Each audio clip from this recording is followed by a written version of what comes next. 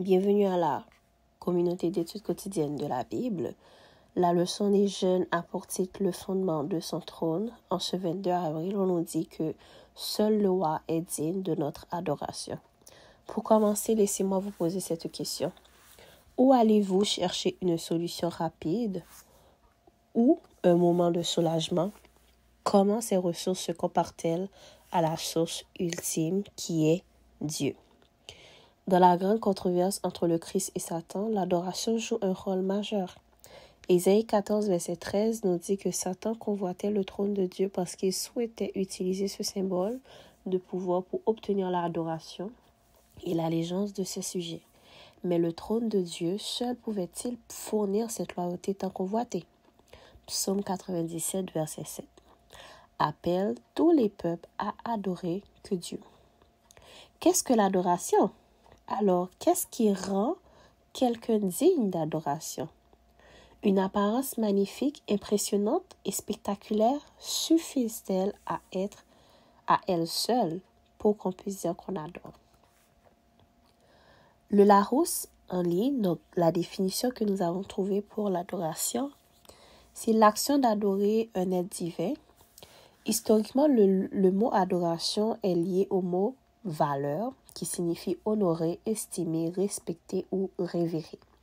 En d'autres termes, adorer, c'est attribuer une valeur particulière à quelqu'un ou à quelque chose.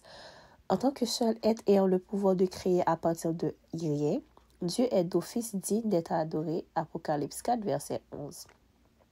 Adorer Dieu, c'est reconnaître que l'on dépend totalement de lui pour toute chose.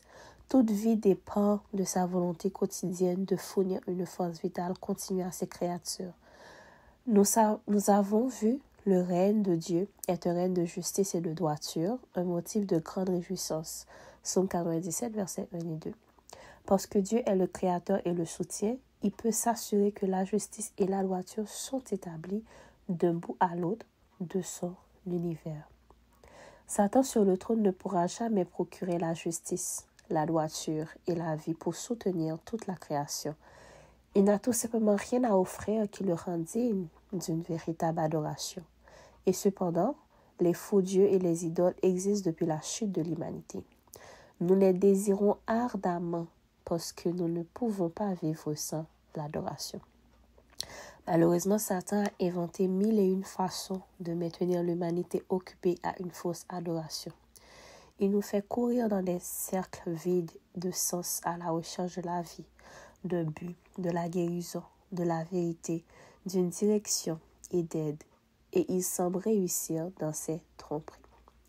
Et pour finir, le psaume 97 crie dans ses ténèbres, préfigurant le message du premier ange d'Apocalypse 14. Reconnaissez et adorez celui-là, seul qui peut vous fournir tout ce dont vous avez besoin. Et plus encore, seul le Seigneur en est digne quand lui seul est le Créateur. Rappelez-vous de la question que je vous ai lue au début. Où allez-vous chercher une solution rapide ou un moment de soulagement? Comment ces sources se comparent-elles à la source ultime qui est Dieu? Merci d'avoir été avec nous à la communauté d'études quotidiennes de la Bible, toujours pour étudier la leçon des jeunes qui a pour titre le fondement de son trône.